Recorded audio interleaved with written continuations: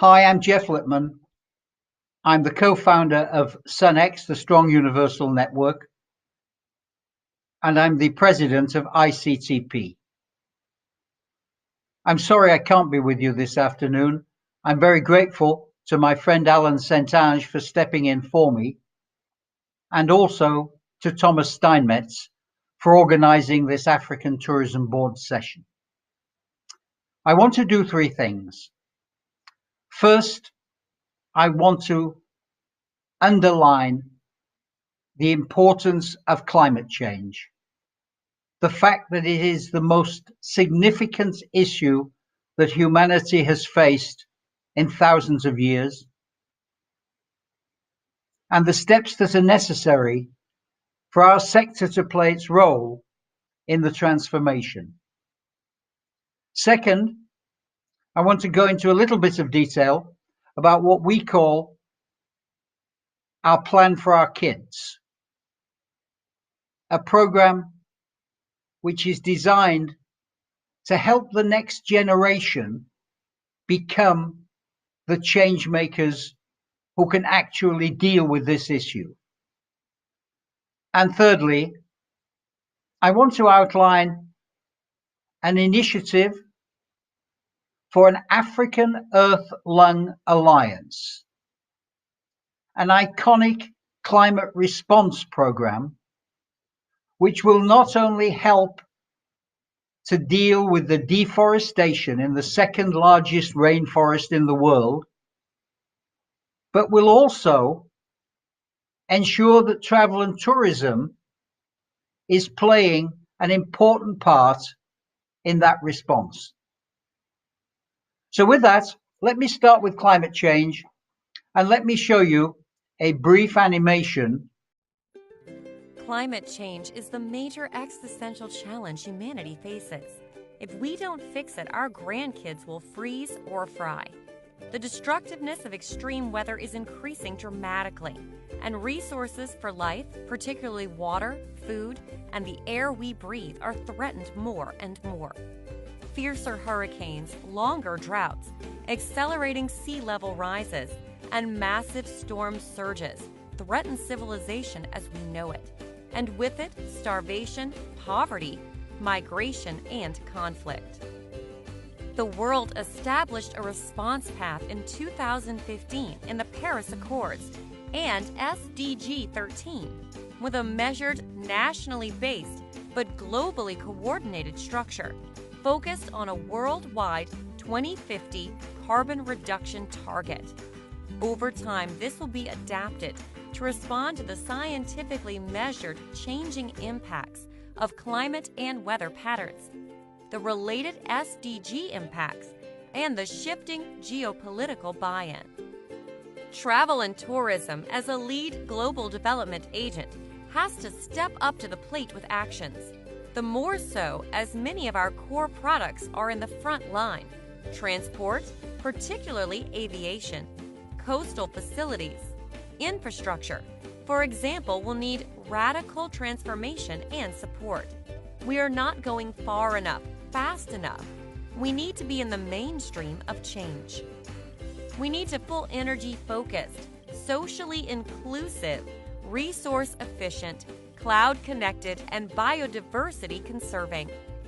It also means building this transformation into our education systems, from school through university. We can set the path, but it's the next generation that will have to tread it. Business as usual is not enough. Moderate change is not enough. Only total transformation is enough. SUNx, the Strong Universal Network, has been established to make this happen and is building global partnerships under SDG 17 to create this change. Please join us at www.thesunprogram.com.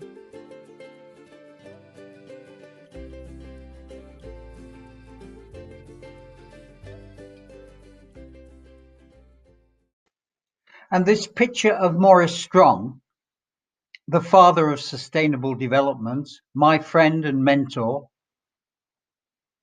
who was responsible for most of the Sustainable Development Initiatives of the last 50 years, including the Rio Earth Summit, leads me nicely to the second item, the plan for our kids. The reason why we are developing a plan for our kids at SUNx is because the transformation that will have to take place to a new climate economy, a low carbon economy, a resource efficient economy, will take place over a period of 20 or 30 years. It's imperative that we start now. But the reality is, the people who will be faced with the biggest problem are not us, not this generation, but the next generation, our children and our grandchildren. What we're trying to do is to curate a movement, a cadre of smart, bright, young, thoughtful decision makers of the future. Today's graduate students and those who follow them, who might even be in primary school now. And over the next 12 years, we want to develop 100,000 of these young, bright people who understand the nature of the challenges, who recognize the transformation that's needed, and who are not like us, so steeped in our own reality that it's very difficult to make the shifts. We've set up a program which is web-based. We've built a portal. We're amassing information from outside parties. There are brilliant scientists, there are brilliant speakers, there are brilliant innovators all around the world, only a few of them in travel and tourism, who are working on solutions to the challenges.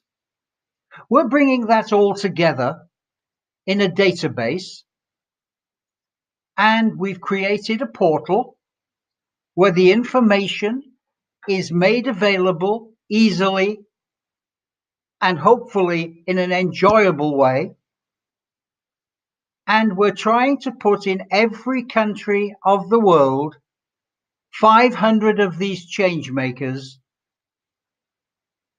over the next 10, 12 years, with 200 or more or less 200 states in the United Nations. That will produce 100,000 people who are attuned to the challenges, who are plugged in to look for the innovation, and who are moving into decision-making positions in our sector. Our program is very low cost. For a country, for 50 of what we call strong climate champions, it costs €5,000. And we're appealing to the industry itself and to its long value chain to become sponsors of 50 of these young people.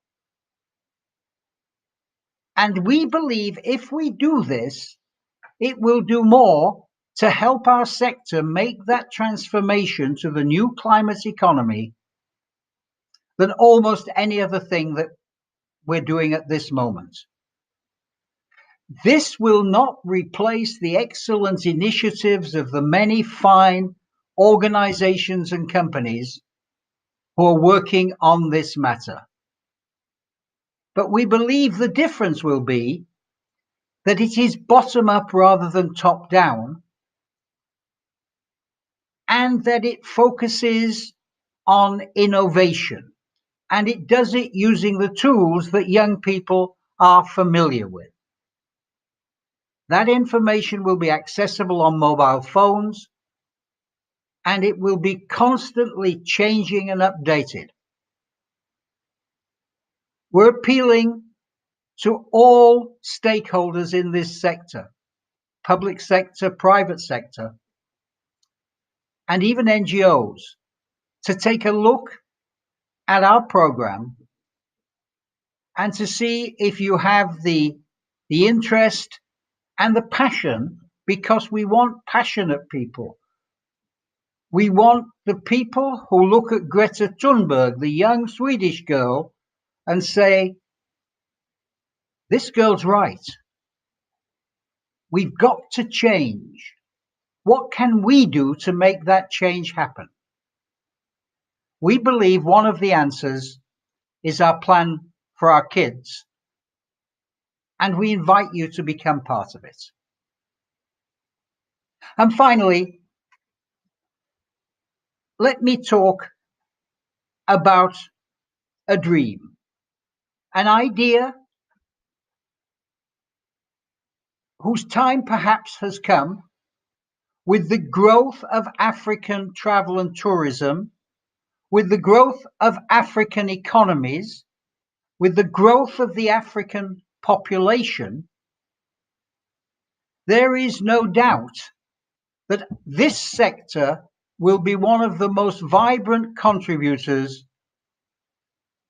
to the development and indeed to the sustainable development of the African continent. And we believe that there is an iconic climate resilience project which could be created in Africa and which could put the attention of the world in a positive sense to the strong future that Africa can and will have. We call it the African Earth Lung Alliance.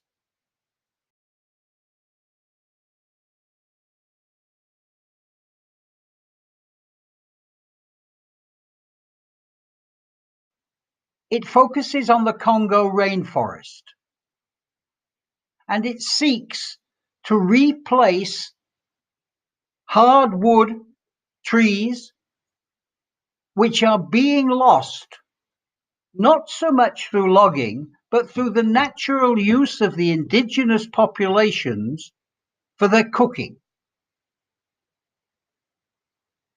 It's called makala in Swahili, and people have been doing it for generations.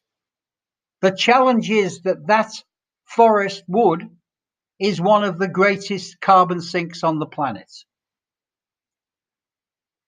Our alliance, where SUNx is simply a catalyst, seeks to bring together a collection of interests which might help to respond to this challenge. And let me stress, we do this in order to support the outstanding government and multilateral initiatives that have been in place for some time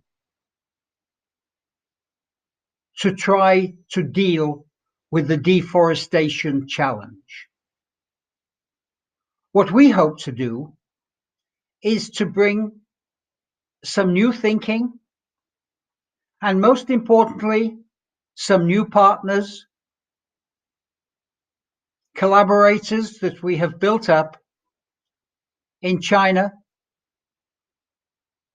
where we have relationships with INBA, the UN Agency for Bamboo and Rattan. Bamboo will play a very important part in our project,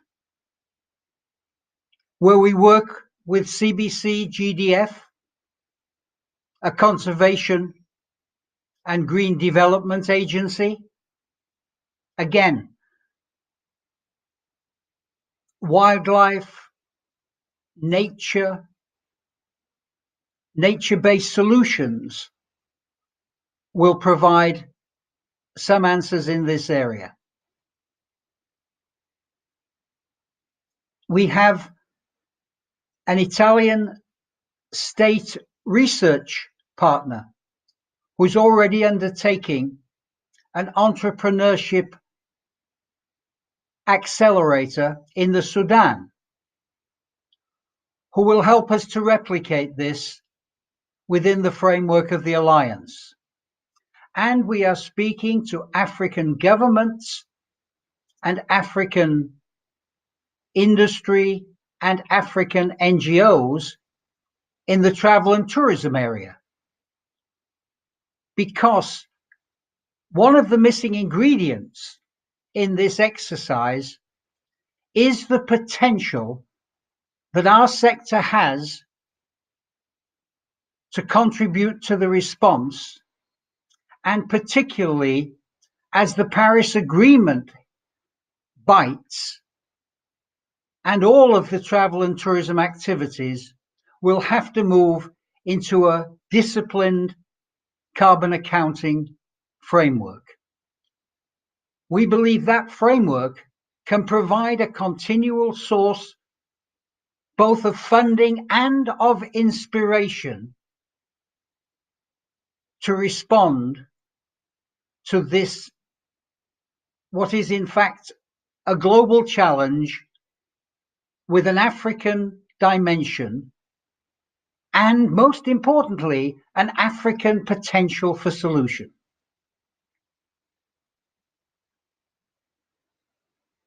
Finally, in this context, this is a long-term game.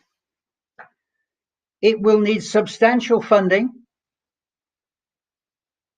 which we see can emerge from the European Union, from individual countries' bilateral relationships, and from the China-Africa relationship, which is undoubtedly one of the most dynamic and important financing development tools of today's age. We shall seek to engage with all of those and to find the kind of support which matches our own commitment to this continent and which incorporates our firm and passionate belief that travel and tourism will be perhaps the most important sector for driving the positive change which is on the horizon. Thank you very much for your attention.